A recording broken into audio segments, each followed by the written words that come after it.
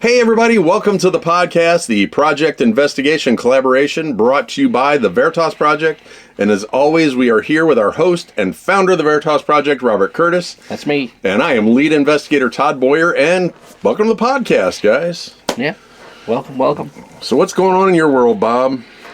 Well, a lot, really. The Bashar Assad, the president of Syria, fled to Russia, abandoned his country, and the rebels that are all Al-Qaeda types have taken over Syria now. So there's the joyfulness of that. There's drones, reports of drones all over the East Coast, videos all over of weird, outlandish configurations of drones. There was a police department in, I want to say it was New Jersey, who have their own, drone department,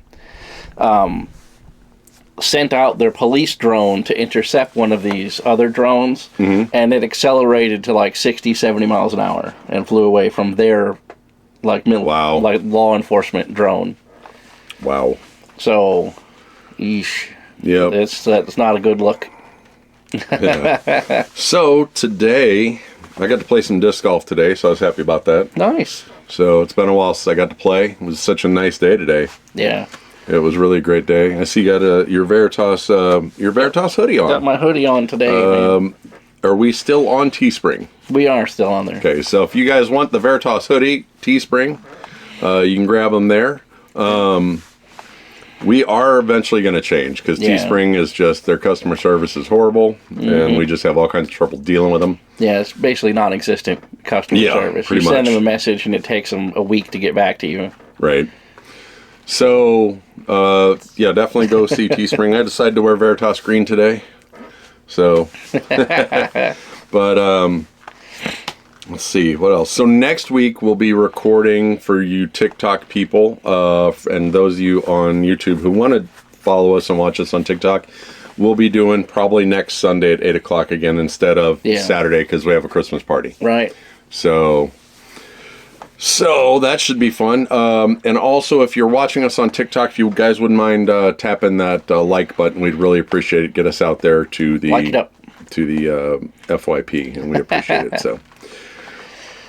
So anything else going on? Anything non-political? Anything going on in Bob's world? In my world, yeah. I say other news. The Vatican is going to open up Satan's door. Have you ever heard of that? The crypt of Lucifer. They're going to open the door up on Christmas Eve because they want to get into the vault of Saint Peter, I think. And it's adjacent to that one. So, I just saw they may have found the remains of St. Nicholas. Oh, really? So the Cathedral of St. Nicholas was believed he was buried there, right? But then it was believed that he was moved. Well, they were doing renovations, and they found a vault underneath the floor.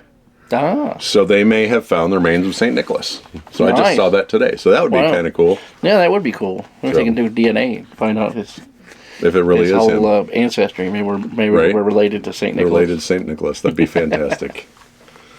So we are going to talk about 20 strange happenings on Halloween. Oh, Christmas. Or Christmas. Man. Last week I said St. Patrick's Day instead of St. Nicholas Day. I am just wow, just brain fog. Did it put it in chronological order? No, it did not. It did not. Okay. All right, so we're going to be all over the place here time-wise. But let's get down to it. So the Christmas truce in 1914. Soldiers from opposing side paused World War I battle to celebrate singing carols and sharing gifts. And they famously played soccer in no man's land, demonstrating humanity amidst the war.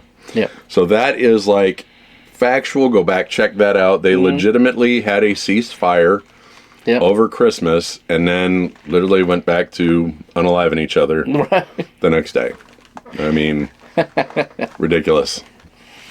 In 1717, the deadly Christmas flood, a massive storm surge, devastated the North Sea coast, killing around 14,000 people. Survivors described eerie glowing lights over the flooded area, adding to the legend.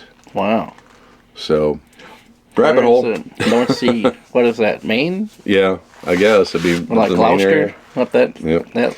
So I saw something really, really wild, and you guys probably never saw it this way, right? So we have the tides that go in and out, right? Technically, the tides don't go in and out. The moon pulls on the tides, right? And the Earth actually spins inside the water. Right. So the Earth is actually going to a higher point of water and a lower point of water. It's not actually the tide moving in and out. We're just moving through the blob of water. Right. So I thought that was interesting when I saw that. I was like, man, that's kind of wild. So moving in the blob of water. Yeah. So...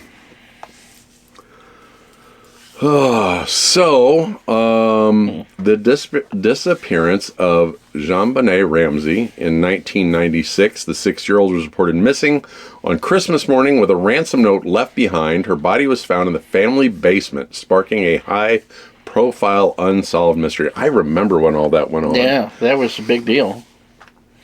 That was like... Still a big deal. It still is a big deal, There's a thing on Netflix right now about it. Really? Yeah, that just came out a couple weeks ago.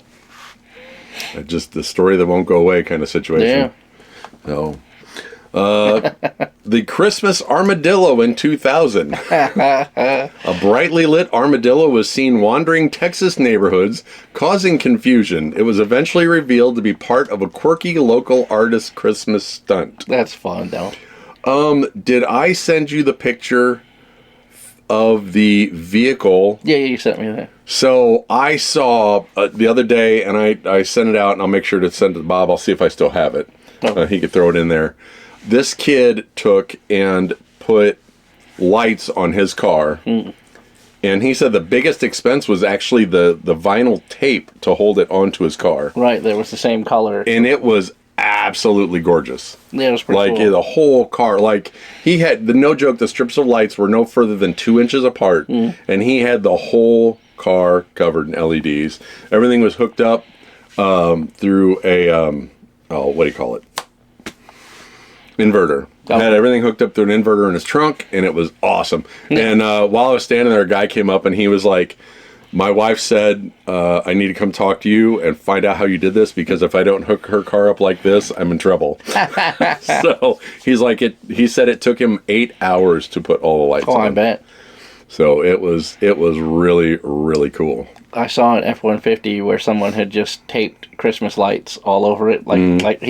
This kid did it with those flat LEDs. This guy did it with Christmas lights. Yeah, that guy did it with Christmas lights. Yep. His paint was absolutely mangled from the Christmas lights. Oh, I saw that. I saw a video on that. The Christmas lights actually scratched. Yeah, they cut all the way down to the sheet metal of his truck. Yep, from rubbing back and forth. Yep. Not good. He's having a bad day. So the miracle in Siberia, a plane crashed, and the survivors claimed to be guided to safety by a glowing angelic figure found miles from the crash site. Their survival in sub-zero temperatures remains unexplained, and that happened in actually 1984. Yeah, so not well. I want to say not too horribly far away, long ago, but that's 40 years. Yeah, right. Getting kind of old up in here, Just saying. So, the stolen Christmas tree scandal. In 2013, an enormous town Christmas tree was mysteriously replaced with a tiny, sad-looking one. Authorities never discovered who pulled off the unusual heist. That's awesome. That is great. That is the great Christmas prank. I saw a video today where there is this reindeer that this town has, and somebody keeps doing things to the reindeer, and the town keeps taking it down. And for Christmas, they stuck a Rudolph nose on it, put a wreath around it. So the girl's like, I want to get this video before the town comes and takes it down. Because every holiday, somebody goes up and adds to the reindeer, right. And then the town comes and takes it down. That's funny. So they made a Rudolph for Christmas. The mystery of the floating Christmas presents in 1944. Crates of wrapped gifts fell from a bomb Allied cargo plane into the English Channel. Days later, they washed ashore, delighting and confusing locals. Well, that's one way. Well, now we know how Santa gets around. He uses a freaking bomber. He flies around a bomber. Wonder what they got, though. There's like soldiers' Christmas gifts or something. They got like tins of cookies and stuff like that. That's funny. That'd be like, big red one over. Coming in on a run. Start dropping. So, in 1968, the Apollo 8 astronauts joked about seeing a sleigh-shaped object near the moon. The sleigh turned out to be a piece of reflective debris, but the story became legend. That's funny. That is great. They actually use that radio call a lot of times in their fake UFO things that they do on TikTok. If you ever see those, where they'll be like, and this is a real radio communication from Apollo, where they're like blah blah blah, and it's silver and it's moving, and you hear them kind of chuckle in the background. They cut it up, but that's the radio that they use in those little things where they're trying to say that they were all in on the joke, right? Right.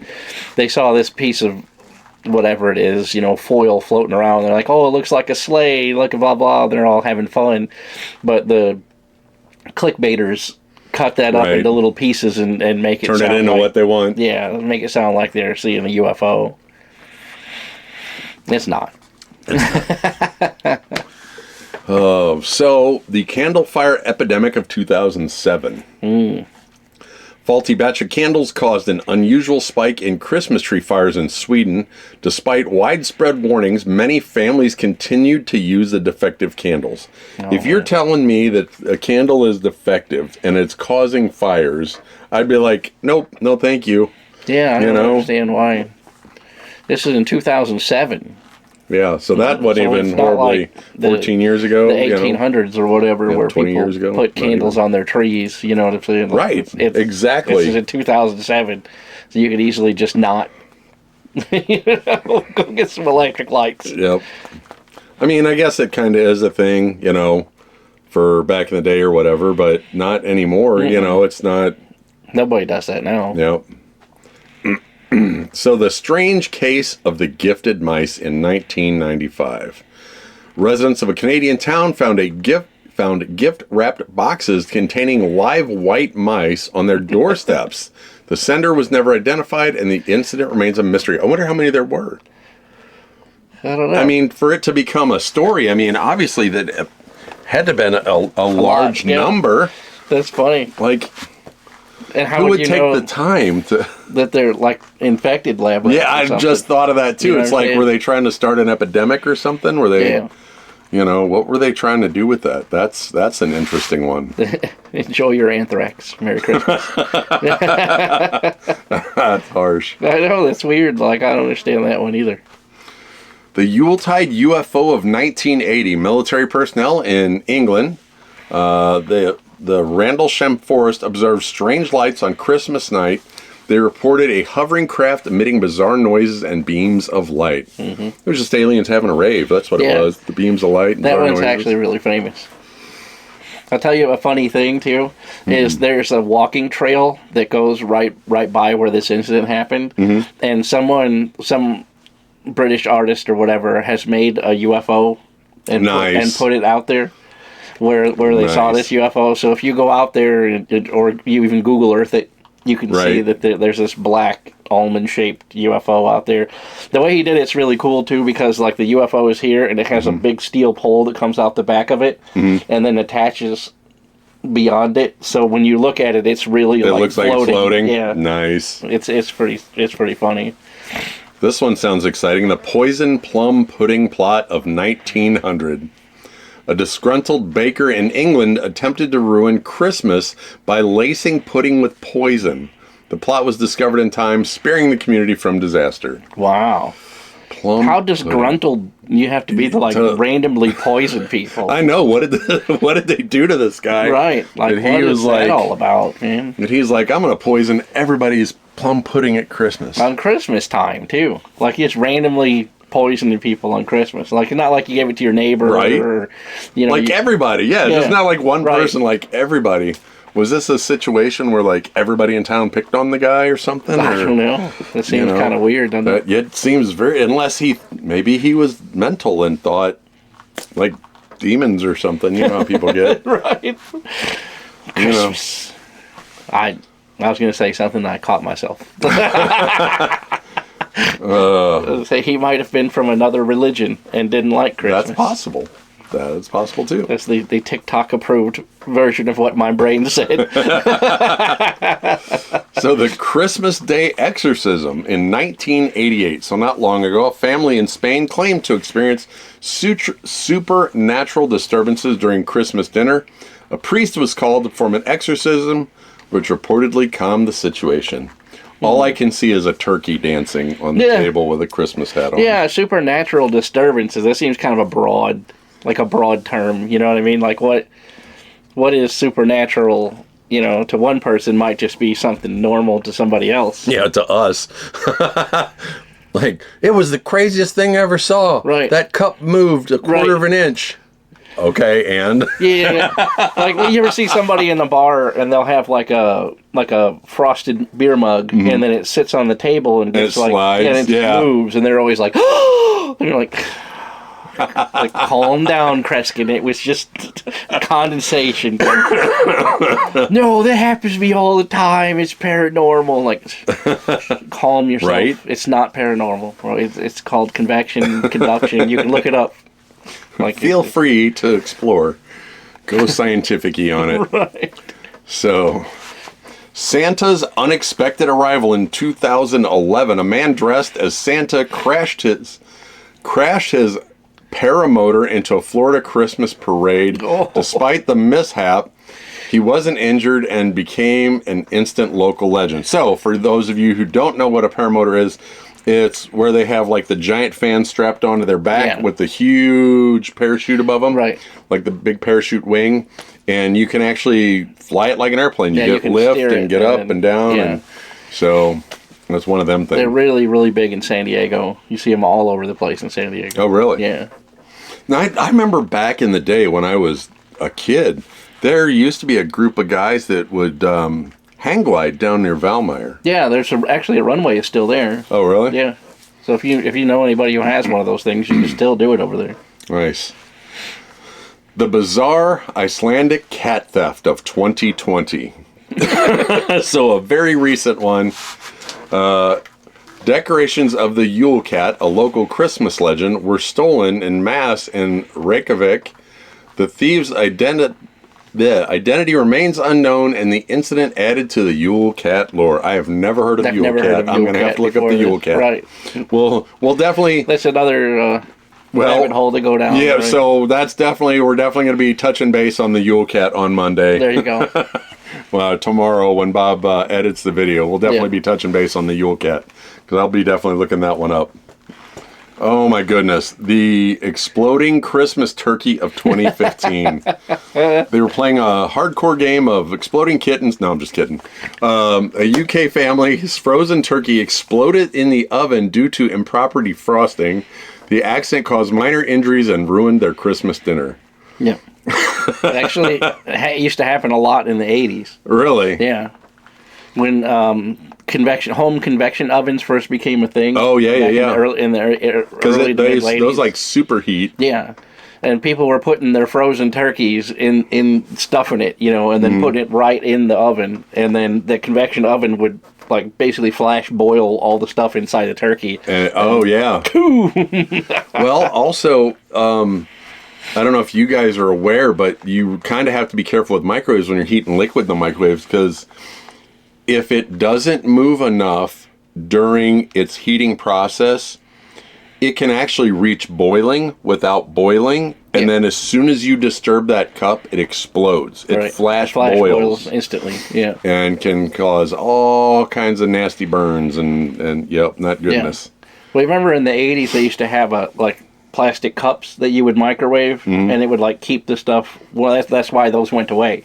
Yeah, it's because they were just the perfect environment to make a flash boil. Yeah, and then you would pop that lid off, and then it would instantly turn into steam in your face and scald you. So they took them off the market right away. Yeah.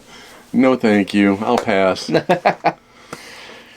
Spontaneous choir flash mob. How did that make this list? In 2014, hundreds of strangers in New York subway spontaneously began singing Christmas carols. Bystanders reported it felt like a perfectly synchronized miracle, though unexplained. Well, I guess, when they say flash mob, I'm thinking organized flash mob. Right. Not like... We've done that before. My sister actually... it was at Soulard Market.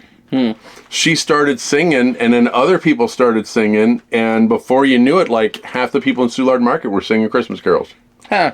It was great, because we always go to Soulard every year to get, it was a tradition in our house to go to Soulard and get, like, fresh fruit and stuff. Oh, yeah. And make a basket with nuts and fruit and stuff. They have really good fresh fruit down there. Yep, that was one of our traditions, was to go down there and get some baked goods and fresh fruit and nuts for Christmas. Excuse me. The inexplicable Christmas meltdown. A giant inflatable Santa in Tokyo deflated suddenly without visible damage. Engineers found no explanation for the rapid and complete collapse in 1998. Wonder how big it was. Yeah, I wonder. Like they say, giant inflatable Santa. I've seen some giant inflatables here lately. Yeah, right. I mean, and everybody's got that with 20-foot tall skeleton in their front yard right now. Oh, have you seen the company that sells clothes for it now? So if you have one of those 20-foot skeletons, you can Google it there's a company that sells outfits for them. Nice. So you can make it a leprechaun, you can make it a Valentine's Day thing, you can dress it up as Santa Claus. You can keep it up all year round. Yeah, get more than your 30 days of use of it. Because those things aren't cheap. No, they're like $800. Are they really that much? Holy crud. No one. I'd want to keep it up all year round, too, for that much. So, I wonder if you can get them on Temu. Yeah, it's like 3 foot tall, or 3 inches tall. You pay $800. Right, after you get it, you open up the box, and it's just got like... The box shows up, you're like, oh man. Wait a minute. You're like, look on the porch, your box is this big. You're like, hold on. Right. I've seen people that have ordered things off of Temu, and they show up and it's like for a dollhouse. Yeah. Like rugs and tables and things. They're like, man, I'm getting a deal on this rug. And it's like for a dollhouse. There's a funny video in our overlanding community where a guy bought a winch off of Temu. And when he got it, it was for like a radio controlled car. So he thought it was so funny, he bolted it on his truck anyway. Nice. So he has like this tiny little winch on the front of his truck. That's hilarious. Yeah. At least he's a good sport about it. Yeah. So last but not least, I said leaf because it says creepy elf letters. Yeah. And I said it's got the double E's in my brain. 1932, villagers in Scotland receive a cryptic note claiming to be from Santa's elves. The letters contain bizarre New Year predictions, many of which reportedly came true. That's kind of weird. In Scotland. You know what? I'm surprised Rhea is actually in here watching us. You'd figured she'd be up helping Santa about now. Rhea's 4'11". Oh, yeah? So 4 feet. So that is our 20 strange happenings on Christmas. Right. I was hoping for more paranormal, but... Yeah, I just put strange things. I figured we'd broaden our horizons. Yep. Stretch out a little bit. Right. Oh, so thank you guys for joining us on our semi-Christmas podcast. Because next week will be our actual official Christmas podcast. Yep. For real. I did notice that somebody commented on some of our shorts about saying that the whole Coca-Cola Santa Claus thing wasn't true, I think. Yeah. So, but their evidence for that was Wikipedia. Right. So, I mean, that's like saying, I get all of my health advice from the guy who lives behind the dumpster, right. in the alley. Because, there's nothing factual on Wikipedia. Anybody can go onto Wikipedia and edit it to say whatever you want. It's not like Encyclopedia Britannica or something. It's just a opinion, basically. It's a collection of opinions. So I actually saw a video where somebody was trying to get into a concert. And they went into Wikipedia and put in Wikipedia that they were the main headliner's cousin. then went to the concert and got backstage showing the concert promoters or security or whoever that, yeah, look, I'm their cousin. And they got backstage because they went on Wikipedia and changed it. That was a thing in Mr. Robot, too. Oh, really? Yeah, because they wanted to break into a building to put in a controller for the weather, the environmental systems, the AC. And how he did it was he made a bogus Wikipedia page saying that he was a famous computer, entrepreneur or whatever, like a what do they call those, Silicon Valley people. Right. And it made a whole bogus page. And then when the people at the building went to look him up, then he really was, it showed that he was this famous, so they let him in the building, basically. He hooked up the stuff. But that just gives a demonstration that you can put whatever you want. I could put that I'm a multi-trillionaire because I invented the marble widget, it's not. Well, that's Wikipedia I think it was like real. 2.5 Men, where he introduced himself, this girl, and he even spelled his name. I think it was 2.5 Men. Don't quote me on that. But basically, it was the same thing. She's like, she went into the bathroom, and he's like, now she's going to go in the bathroom, and she's going to wonder why I spelled my name out. And then she's going to Google me, and she's going to see that I'm a millionaire or whatever, because he went and put it on there that he was a millionaire or whatnot. Right. So, never know what you're going to get. So yeah, Wikipedia is not a source of anything. No. WikiBob is, though. Yeah, because I actually do research. He does the research, so WikiBob is a source for all your paranormal the reason why information. I say that there was Coca-Cola was involved with is because of documentaries that I've watched about it over the years, where they've said multiple times that Santa Claus had a knee length and longer green outfit on. With fur along the edges and stuff. Yep. And it was a brown fur too. Yeah. So it wasn't even, it was green and brown. There was no white to be involved. Right. And then Coca-Cola turned it red and white. Their colors. Or red and white. So they made it red and white. And then ever since then, that's been in the, the lexicon of people. Whenever they think of Santa Claus, they think of the red and white because Coca-Cola created the paradigm shift. Right. So, so there you have it. There you have it. Thank you for joining us. Don't forget, check out all our goodies on Teespring. We do have the new T-shirts out there, the Christmas T-shirts, the Krampus Santa Claus T-shirts. If you're into Krampus. Might be a little late to get it before Christmas now. I think we're right on the cusp. Yeah. Usually takes about a week to get that stuff. They will let you pay the fast shipping, but in my experience, their fast shipping is the same as regular shipping. So if you want to get one of those shirts, they are out there. Don't forget to follow us on Patreon, and if you're a paid member on Patreon, you do get those postcards from us every month. Yep.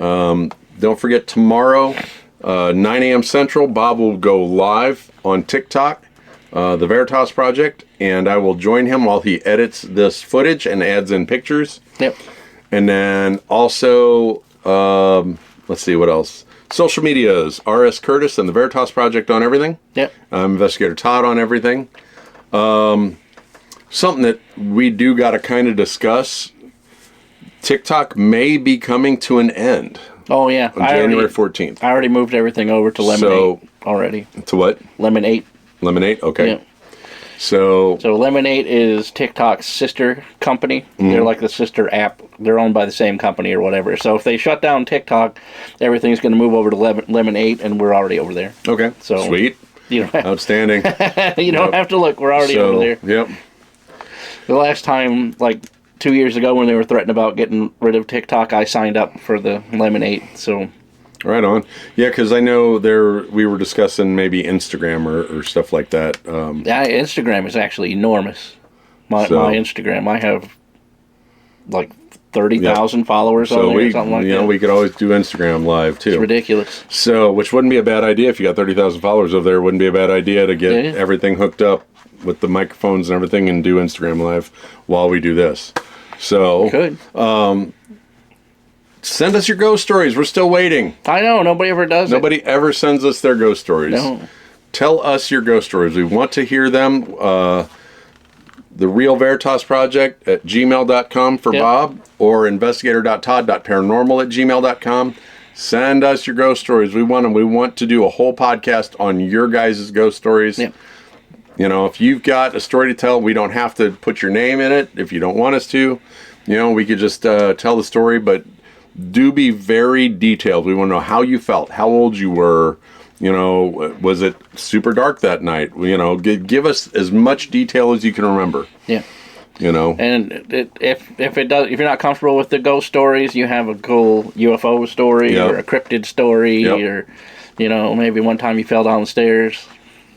Just tell me a story. Yeah. Give us something. Kite got caught in a tree and it made you sad. You know, send me the story, man. I'll take it. I'll take them all. But absolutely send us that kind of stuff. Let's see. Am I forgetting anything? Oh, YouTube.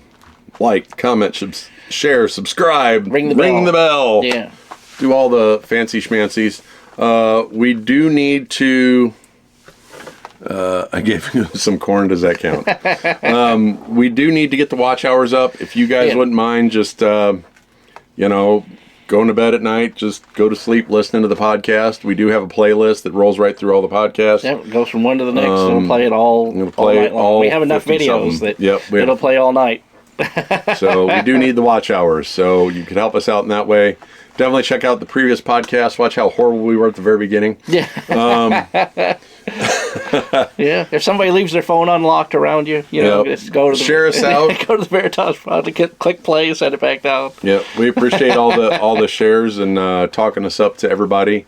I cheat. I'm not gonna lie, man. I was spreading us around this weekend. Yeah. Like anybody that would listen, I was like, hey, look, here's a card and here's a. Hey, why don't you look at my phone? Because I've got our QR code on my screensaver, and I have people subscribe. I'm like, hey, can you subscribe for me? You know, so any view is a view, in my opinion. So, but thanks again, guys, for joining us on the semi-Christmas podcast. Yeah, and remember, stay curious and find the truth. And we'll catch you guys next time. Bye, everybody. See ya.